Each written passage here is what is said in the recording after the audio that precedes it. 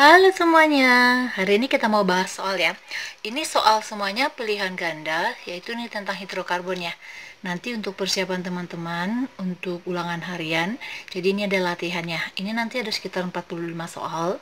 Nanti kita dibagi aja nanti jadi 3 part ya. Oke, soal yang pertama yaitu salah satu faktor yang menyebabkan senyawa karbon banyak jumlahnya adalah apa? Kayak gitu. Jadi apa yang menyebabkan atau apa salah satu faktor yang menyebabkan senyawa karbon itu banyak ditemukan kayak gitu. Oke, teman-teman pasti udah belajar yang namanya keistimewaan dari unsur karbon ya. Oke, jadi unsur karbon itu dia memiliki nomor atomnya 6, ya kan? Jadi kalau kita buat konfigurasinya berarti 2, 4. Oke, jadi 4 ini adalah elektron valensinya, berarti atom C itu dia mampu membentuk 4 ikatan dengan unsur lainnya. Oke, jadi dapat membentuk ikatan kovalen. Oke, jadi itu yang menyebabkan kenapa senyawa karbon itu dia jumlahnya banyak ditemukan, karena dia dapat berikatan, yaitu bisa jadi ikatannya ikatan tunggal, ikatan rangkap 3. Oke. Dengan bentuknya juga teman-teman udah tahu, ada yang bentuknya alifatik, alisiklik, dan aromatik juga. Oke, jadi itu yang menyebabkan kenapa dia jumlahnya banyak ya. Oke, kita lihat pilihan gandanya. Karbon melimpah di kulit bumi. Oke, bisa juga. Karbon mempunyai 6 elektron valensi. Salah ya. Jadi karbon itu elektron valensinya itu adalah 4. Sedangkan 6 itu adalah nomor atomnya. Oke, jadi teman-teman harus hati-hati kalau misalnya elektron valensi itu kita dapat setelah kita buat konfigurasi elektronnya. Oke, jadi elektron valensi itu tidak sama dengan nomor atom. Oke. Terus dapat membentuk rantai atom karbon. Oke, ini ya jawabannya ya. Jadi dia dapat membentuk ikatan rantai karbon karena dia dapat dapat berikatan ikatan kovalen dengan 4 unsur lainnya karena dia memiliki elektron valensinya 4 gitu. Titik didih karbonnya sangat tinggi, enggak juga, karena gini, ada sih yang tinggi itu kalau misalnya atom C-nya dia udah banyak, tetapi ada atom C-nya rendah, misalnya kayak gas LPG kayak gitu, dia C-nya cuma C3 kayak gitu. Oke, atau C1 gitu, pokoknya yang bentuknya gas itu titik didihnya rendah. Oke. Karbon sangat reaktif juga tidak, oke, karena dia membentuknya ikatan kovalen. Oke, jadi jawabnya adalah yang C ya. Oke, lanjut lagi. Di antara pernyataan berikut yang benar tentang senyawa organik jika dibandingkan dengan senyawa anorganik. Oke, sebelumnya teman-teman harus bisa bedain yang mana yang senyawa organik, yang mana yang senyawa anorganik. Oke, jadi kalau senyawa organik itu pada umumnya ya, itu berasal dari alam. Sedangkan kalau anorganik itu adalah yang berasal, maksudnya yang buatan pada umumnya ya. Oke, dan kalau misalnya dilihat dari segi ikatannya, organik itu dia membentuk ikatannya kovalen. Sedangkan kalau anorganik itu kebanyakan dia mempunyai ikatannya itu adalah ikatan ion, sehingga dia memiliki ikatan yang kuat dan titik didihnya itu tinggi. Kayak gitu. Oke. Jadi di sini kita mau lihat apa sih ciri-ciri dari senyawa organik itu katanya. Oke, yang pertama, lebih mudah larut dalam air. Oke, jadi senyawa organik itu dia merupakan senyawa yang bersifat nonpolar. Oke, jadi jika suatu senyawa itu bersifat nonpolar, berarti dia larutnya di dalam pelarut nonpolar juga. Oke, jadi contohnya adalah kloroform.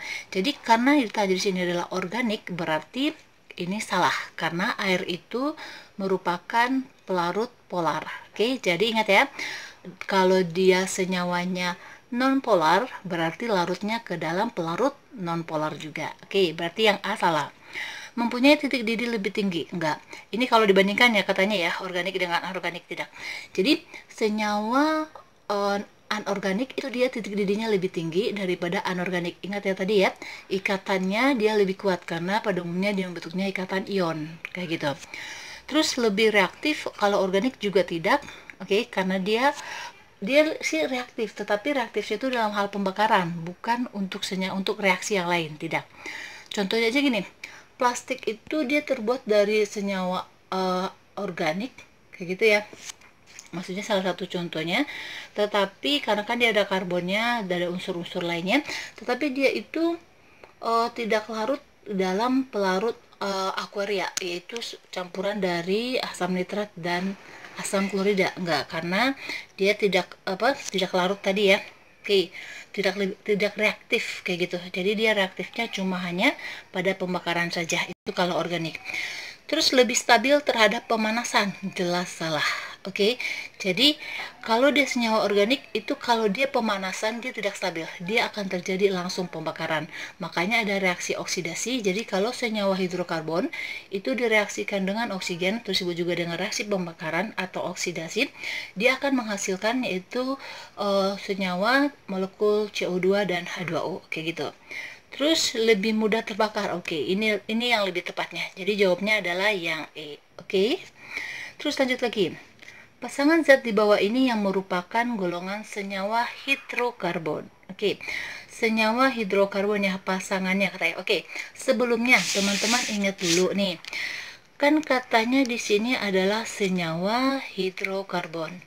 Dari sini aja kita udah tahu bahwa senyawa yang dimaksud tersebut adalah senyawa yang terdiri dari unsur hidrogen, hidro, dan karbon.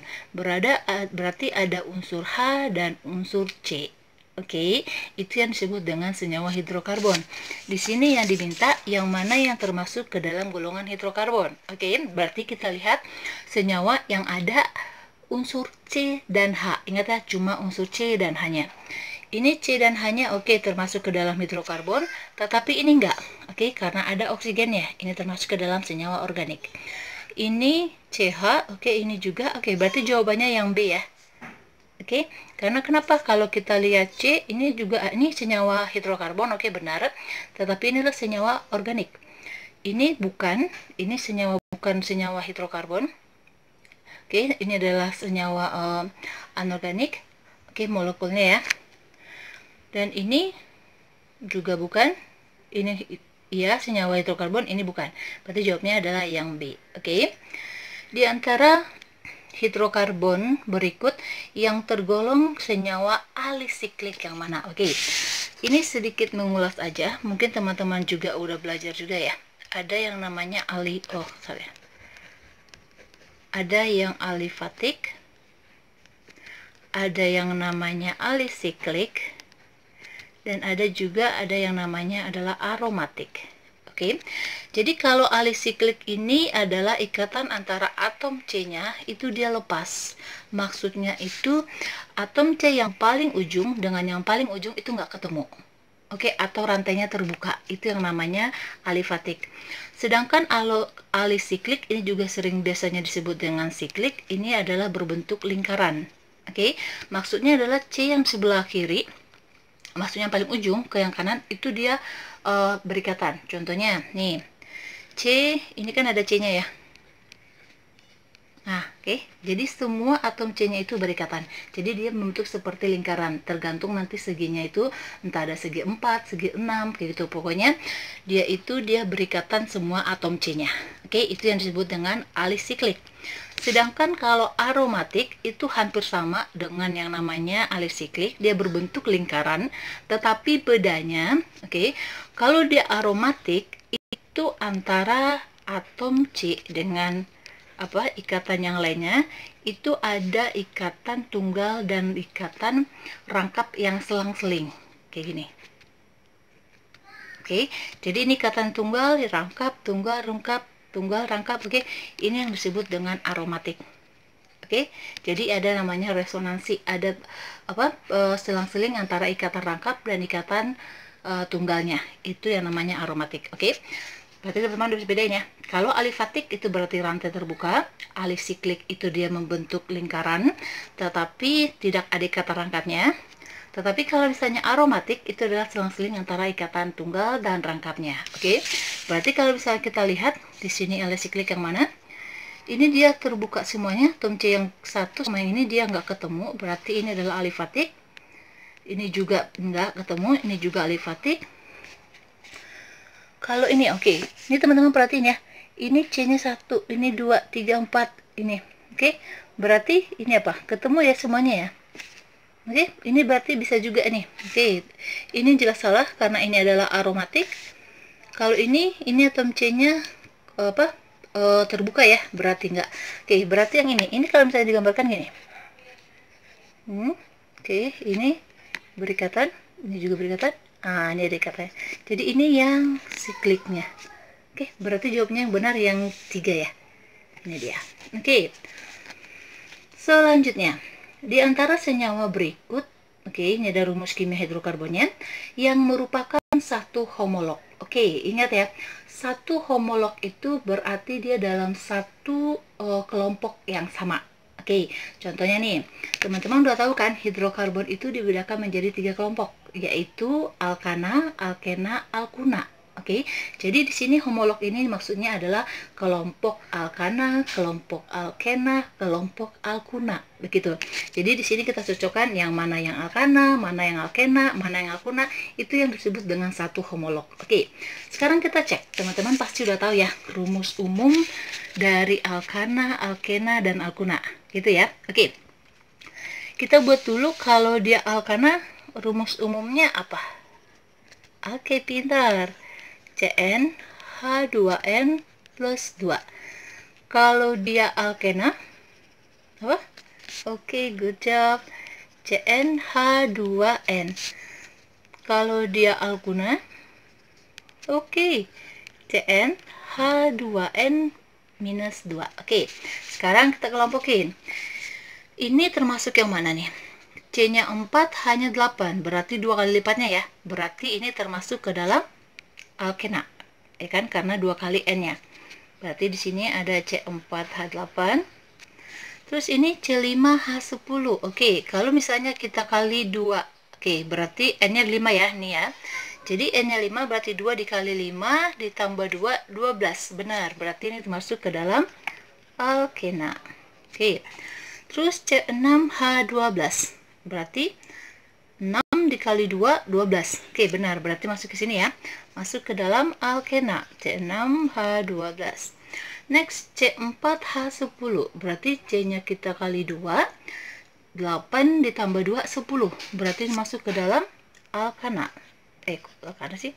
Terusnya C4H10. Sedangkan kalau ini C5H8.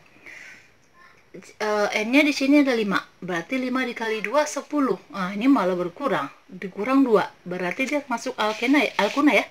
Berarti di sini adalah C5H8. Oke, sekarang kita lihat mana yang satu grup. Ini satu grup ya. Nah, ini satu grup, satu kelompok. Ini dua cuma sendiri. Oke, kita cek. 1 dan 2. Benar nggak? Enggak ya. C4H8-nya itu termasuk alkena. Sedangkan C5H12-nya termasuk alkana, berarti salah. 2 sama 3, ini tadi termasuk ke dalam alkana, ini alkena, salah.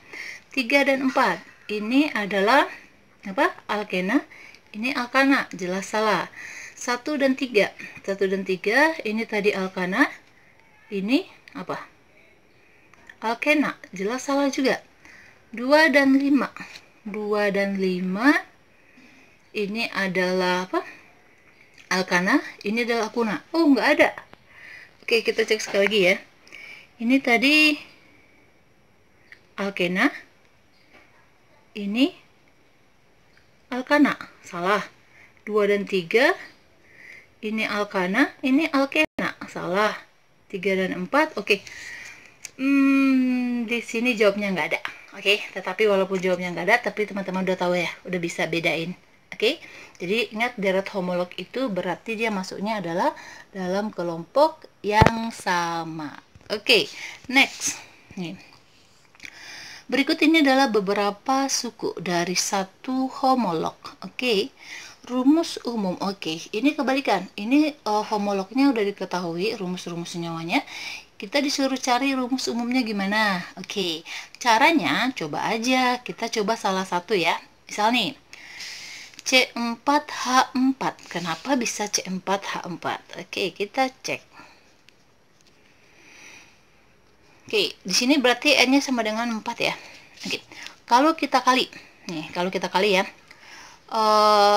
Berarti kan CNH2N. Kita kali dulu. Berarti N-nya 4, 2 dikali 4 berapa? 8. Ini ada 4. Berarti dikurang 4. Nah, kayak gini. Oke, itu untuk C4H4. Oke, kita buktikan untuk soal yang lain. Apakah sama? Kalau C5H6. Oke, dengan rumus yang ini ya. Apakah benar?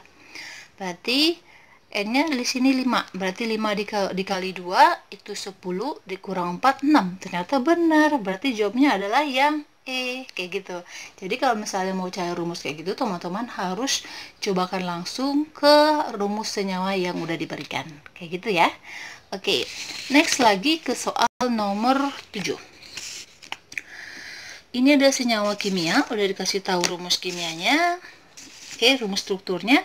Di sini dikatakan yang mengandung atom karbon primer, sekunder, dan tersier berturut-turut sebanyak berapa? Oke. Ini karena ini C2, oke, ini pemampatan ya. Ada yang dimampatkan, maksudnya ada yang disusun rapat gitu. Ini C3 3 kali, berarti ini kita harus uraikan dulu terlebih dahulu. Oke. Oke, penguraiannya kayak gini. Oke, kita tulis ya, CH3. Jadi atom C-nya itu berdiri sendiri gitu loh penguraiannya. CH. Oke, ini kan C-nya ada 2 nih. Nah, ini kita itu jabarkan, berarti kita buat C-nya 2. Oke, ingat yang paling ujung itu adalah CH3 karena kan atom C itu dia mengikat 4 ya. Oke, berarti ini udah lepas. Terus selanjutnya ada CH2. CH2-nya ada 2 kali. Terus ini ada C. Oke, ini maksudnya C yang ini itu mengikat 3 CH3-nya. Karena kan ini ada 3 CH3-nya. Oke, kita buat nih di sini 1. Di sini 2. Oh iya, sorry ini ke itunya. Oke, kita taruh di tasnya. Ups. Oke. Oke, ini dia bentuknya. Oke, kita mau cari yang mana yang ditanya adalah yang primer, sekunder, tersier. Oke, kita buat ya. Kalau primer itu dia 1, ada derajatnya di atas. Sekunder itu 2, kalau tersier itu 3. Oke, teman-teman masih ingat kan? Kalau dia primer, itu berarti atom C-nya itu mengikat 1 atom C lainnya. Ingat ya, di sini yang diikat adalah C, bukan H. Yang dihitung itu adalah C-nya. Jadi berapa banyak atom C yang 1 itu mengikat atom C yang lainnya. Oke. Kalau atom C yang ini dia cuma mengikat atom C yang ini. Berarti ini termasuk primer. Kalau atom C yang ini dia mengikat berapa atom C? Ada 2. Sebelah kiri 1, sebelah kanan 2. Yang kedua. Oke. Berarti ini adalah sekunder. Yang ini dia mengikat berapa? 3. Bentar. Ini 1, 2, 3. Ini berarti yang tersier. Kalau yang ini mengikat 2 ya, 1, 2. Berarti ini sekunder. Kalau yang ini, dia cuma mengikat 1 yang di atasnya. Berarti ini primer. Kalau yang ini 1, 2. Oke, berarti ini sekunder. Kalau yang ini dia mengikat berapa? 1, 2. Ini juga sekunder. Kalau yang ini, ini hitung. Diikatnya 1, 2, 3, 4. Oke, satu lagi itu ada namanya quarter, itu adalah 4. Di sini 4. Karena dia quarter. Terus mana lagi nih? Yang ini karena dia cuma mengikat 1 gini ya. Yang ini adalah primer. Yang ini juga cuma mengikat 1 yang ini juga primer. Yang ini juga C yang ini cuma mengikat yang di atasnya, ini juga primer. Oke. Jadi kalau kita tulis yang mana nih? Oke, sekarang kita hitung ya berapa primernya.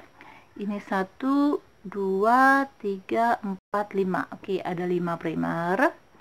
Sekundernya 1, 2, 3, 4.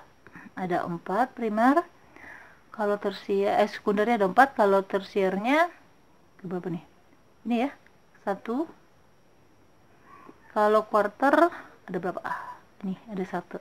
Tapi yang ditanya itu kan primer, sekunder sama tersier 2 kan, berarti jawabnya 5, 4, 1. Bisa enggak? Oke, ini berarti jawabnya yang C. Oke, sekarang lanjut soal nomor 8. Nama yang benar untuk senyawa berikut. Oke, kalau seperti ini berarti kita buat dulu rumus senyawanya ya. Maksudnya rumus strukturnya ini kita buat ulang dulu biar kita coret-coretnya di sini. Oke, ini berapa nih? 1, 2, 3, 4, 5, 6, 7. Oke. 1, 2, 3, 4, 5, 6, 7. Oke. Terus di sini ada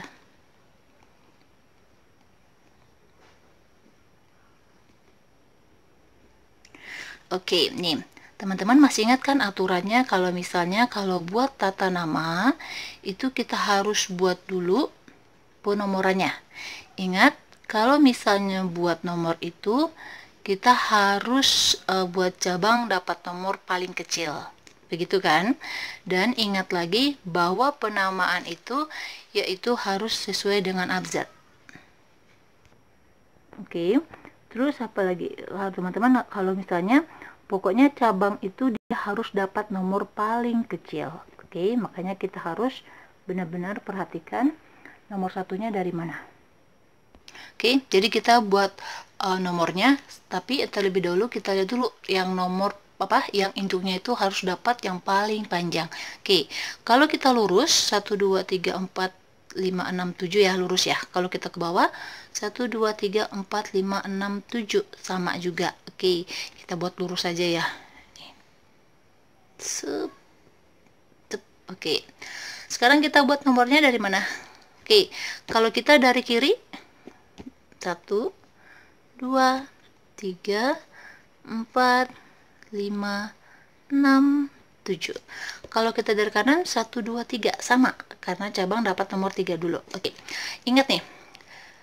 Berarti kalau kita buat garis kayak gitu ya untuk menentukan induknya, berarti di luar dari itu merupakan cabang. Berarti ini adalah cabang, ini adalah cabang, dan ini adalah cabang. Ingat, penulisan cabang harus sesuai dengan abjad. Oke, ini apa nama cabangnya? Oke, oh iya, ini teman-teman harus hafal ya, karena dia ada bentuknya khusus kayak gitu. Kayak gini bentuknya itu adalah isopropil. Oke, ini apa? Oke, good. Ini metil. Ini apa? Oke, ini etil. Oke, kalau kita lihat abjadnya kan ini E, ini M. Oke, ini iso ini itu cuma bentuk aja. Tetapi dia abjadnya itu dari nomor cabangnya itu adalah P dulu. Jadi kita lihat yang ininya bukan bentuknya. Oke, berarti nanti etil dulu, baru metil, baru P. Itu sesuai dengan abjad. Oke, berarti etilnya di nomor 5. Tulis. Oke, antara angka dengan hurufnya itu dipisah ya. Dengan tanda strip yaitu etil. Terus strip lagi di nomor 4. Oke, itu ada metil. Terus strip lagi ada di nomor 3 ada isopropil. Setelah itu baru nama induknya. Ini ada 7 berarti adalah heptana. Oke, karena kan dia adalah ikatan jenuh. Karena ya. Oke, mana yang sesuai? 5 etil, 4 metil isopropil. Oke, jawabnya yang A. Oke. Kenapa nggak B? Karena nggak sesuai dengan abjad ya. Ini dia isopropil dulu. Ini. P dulu daripada M dibuatnya. Seharusnya kan M dulu kan sesuai dengan abjad kan. Dia salah. Ini kenapa dia 3 etil? Karena dia mulainya dari kanan. 1, 2, 3. Ya kan? 3 etil. Seharusnya bisa juga. Tetapi salah di sini. Posisi ini. Seharusnya metil dulu, baru isopropil. Oke, ini juga salah. Ini juga salah. Berarti jawabnya adalah yang A. Oke. Terus nih. Salah satu penamaan berikut tidak sesuai dengan aturan YUPAK. Oke. Aturan YUPAK ini berarti aturan untuk penulisan tata nama ya.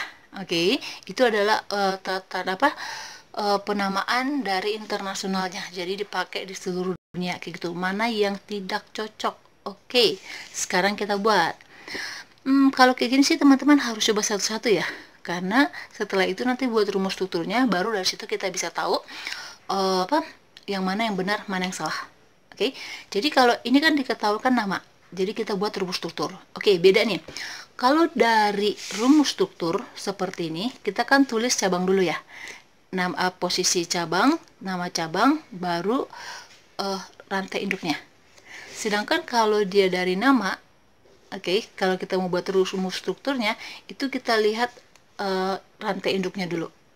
Baru kita kasih nomornya, baru kita letakin di mana posisi cabangnya. Kayak gitu. Misal nih, contoh. Propana, 2 metil propana. Propana berarti rantai induknya. Propana itu berarti C-nya 3. Oke, 1, 2, 3. Kita buat nomornya 1, 2, 3. Berarti di nomor 2 katanya ada metil. Benar nggak? Benar. Oke. Terus 2 metil butana. Butana 4 ya. Buat dulu itunya, induknya. Oke, setelah itu kita buat nomornya. Terserah ya teman-teman mau buat nomornya dari kiri dari kanan, terserah. Oke, terus katanya di nomor 2 ada metil. Benar juga, karena dimulainya dari sini. Oke, karena cabangnya dapat nomor paling kecil. Kalau yang C, pentana, berarti C-nya ada 5 rantai induknya. Kita buat nomor 1, 2, 3, 4, 5. Di nomor 3 ada metil. Benar juga. Kita mau buat nomor dari satunya dari sini, nomor 1 dari sini tetap sama. Kalau yang D, 3 metil butana. Butana berarti 4 ya. Oke, ini nomor 1, 2, 3, 4. Di nomor 3-nya ada metil. Oke, gimana? Menurut Jupak benar atau salah? Ini salah. Kenapa? Karena di sini cabangnya itu dapat nomor 3. Oke, ini salah. Ingat, cabang harus dapat nomor paling kecil. Kalau kita buat nomornya dari kanan, ini nomor satunya, ini 1, ini 2, ini 3, ini 4, berarti cabangnya posisinya di nomor 2. Oke, mana yang lebih kecil, 2 atau 3? 2 dong, ya kan? Berarti ini salah. Berarti tadi yang tanya yang salah ya, berarti jawabnya adalah yang D. Oke? Oke, kalau untuk nomor 10, ini tata nama ya. Jadi kita ini kan dimempatin nih. Jadi kita harus memutus-mutus ikatan dulu. Jadi yang dimanfaatkan ini kita tulis dia satu-satu, karena kan ini ada 2 nih, ya kan? Ini CH, dia mengikat ada 2 CH3, kita buat di kiri 1, terus di bawahnya 1 CH3 gitu. Terus ini C-nya di bawah di kata rangkap, ini CH2. Terus di sini ada CH, terus ini CH3, di bawahnya ada C2H5. Oke. Ini salah ya. Ini bukan C2H5, ini adalah CH3. Oke. Jadi kalau seperti ini kan karena ada ikatan rangkap ya. Jadi ikatan rangkapnya itu harus masuk dan harus lebih prioritas. Jadi kalau misalnya kalau nggak ada ikatan rangkap, berarti yang lebih prioritas itu adalah cabangnya. Tetapi kalau ada ikatan rangkap, rangkapnya harus lebih prioritas. Oke, nih contoh ya. 1, 2, 3, 4. Oke, kalau kita 4, terus di sini 1, 2, 3, 4. Sama ya. Oke. Oke, kalau misalkan ini kita buat nih C2H5 ya. Oke, kita sesuaikan dulu, bener nggak? Oke, berarti kalau kayak gini kita nomor satunya mana? Ingat ya, dia harus 5 ya. Kalau ke sini kan 1, 2, 3, 4. Kalau di sini 1, 2, 3, 4. Oke, kalau ke bawah 1, 2, 3, 4, 5. Oke, ternyata benar ya. Ke sini dia, bawah. Jadi ingat ya teman-teman ya, kalau untuk cari rantai induknya itu dia nggak selalu harus lurus, bisa belok-belok, tapi selama atom C-nya itu berikatan. Oke, jadi nomor 1, ini nomor 2-nya, ini nomor 3, ini nomor 4, ini nomor 5. Oke, berarti sekarang tata namanya sama, cabang dulu, ya kan? Cabangnya ada 2 nih, ini 1 dan 1 lagi ini. Oke, ini nama cabangnya apa? Oke, pintar. Ini adalah isopropil, sedangkan ini adalah metil. Oke, kalau kita lihat dari tata namanya, berarti metil dulu dong. Jadi posisi 3 ya, berarti posisinya dulu nomor 3. Terus nama cabangnya metil. Terus setelah itu di nomor 2, oke, ada isopropil. Terus setelah itu nih, rangkapnya di nomor 1. Jadi kalau rangkapnya itu posisinya di nomor 1 sama 2, itu ambil yang paling kecil, berarti nomor 1. Berarti 1, oke, ini berapa? 1, 2, 3, 4, 5 ya. 5 berarti pentana kan, tetapi karena ini dia rangkap, berarti ananya ganti jadi ena. Jadi dia pentena. Oke, ada nggak jawabnya? 3 metil. Oke, ternyata jawabnya tidak ada. Oh, ada nih. Oke, jadi dia buatnya nih, isopropil dulu buatnya. Seharusnya ini metilnya dulu ya. Nih, ini kebalik nih. Oke, jadi ingat teman-teman, dia harus sesuai dengan tata nama. ISO ini itu menunjukkan adalah bentuknya. Jadi tetap kita lihat dari namanya, yaitu metil sama propil. Oke, jadi jawabnya adalah 3 metil, 2 isopropil, 1 pentena. Oke, jadi demikian dulu untuk pembahasan soal kita yang part pertama ini, bagian pertamanya. Nanti kita lanjut lagi untuk bagian kedua dan bagian ketiganya. Oke, teman-teman harus tetap pelatihan ya, belajar di rumah walaupun tetap ya kondisinya seperti ini, tapi harus tetap semangat ya. Oke, demikian dulu, dan jangan lupa please share dan subscribe ya. Jangan lupa dibagi sama teman-teman yang lain, mana tahu mereka juga membutuhkannya. Oke, demikian dulu, terima kasih.